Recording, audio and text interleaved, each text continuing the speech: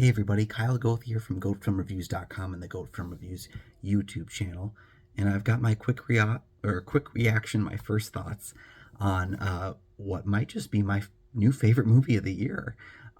It's called Dream Scenario, and it's from A24. It's from a director I'm not that well aware of, but it does star Nicolas Cage, who I think has been on a pretty great run as of late. I mean, he's done a lot of movies as of late, some great, some not, but the ones that have made it to theaters, I've tended to enjoy a lot more.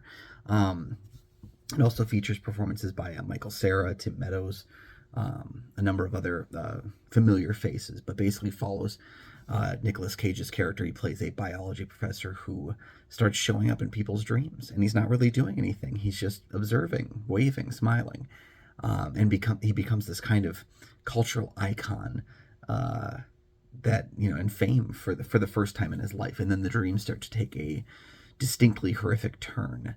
And I'll leave it at that because there's more to this story. And I will say, I wasn't sure how this movie was going to stick the landing, because I thought that would be the ultimate. As the movie went on, I kept thinking, how do you stick the landing here? How do you make this finale work? And how, like, what ending could you have for a story like this? And I think they stuck the landing too. And I think that was what was so impressive for me, is by the end of it, I was almost reduced to tears. I thought it was such a beautiful, insanely quirky kind of an ending. And throughout the whole film, there are these levels of distinctness about fame, and how we may not even really, we think we want fame, we think we want, you know, worldwide acclaim for the things that we love, but when we get it, do we really like what it makes us into, and do we really like the necessity for fame shows up and fame disappears, and you kind of get dissected by the world when you become something more than you are.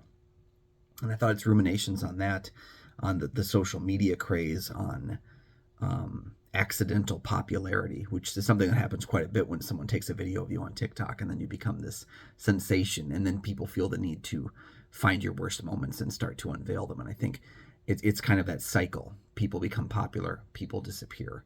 And I think that's what's kind of really interesting about the film, is that it is how it defines those elements so nicely. It's also insanely funny. It's peculiar. It's horrific at times. There's some really shockingly dark moments in the film.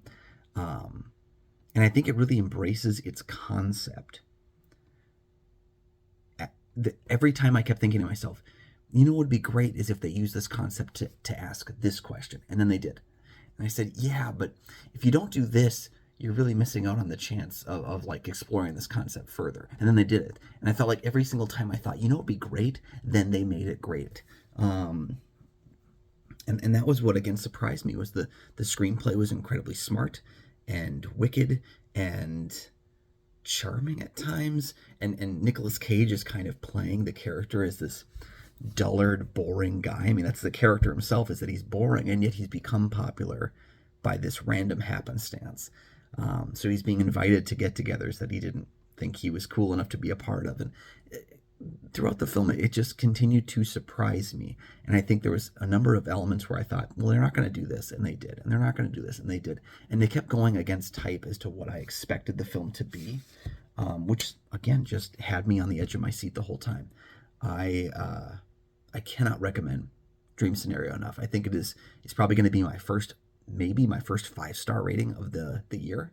I need to think about this one for a little bit longer, but look forward to my full review coming soon, and let me know your thoughts on Dream Scenario down in the comments section below. The film is in select theaters now, and it does open wide on December 1st. So look for it then, and please let me know your thoughts as you see it. Make sure to like and subscribe while you're down there. There are 2 free things you can do that help to support the channel immensely. Make sure to check out goatfilmreviews.com for my many written reviews. You can find Goat Film Reviews on Facebook, and you can follow me personally at Almighty Goatman on Twitter, Instagram, Letterboxd, and Threads. You can also find my show Kyle and Nick on Film that I co-host with Nick Plotchuk from the St. Paul Filmcast. We have new episodes of that show every single week. You can check out all those links down in the description, and we'll see you next time. Bye-bye.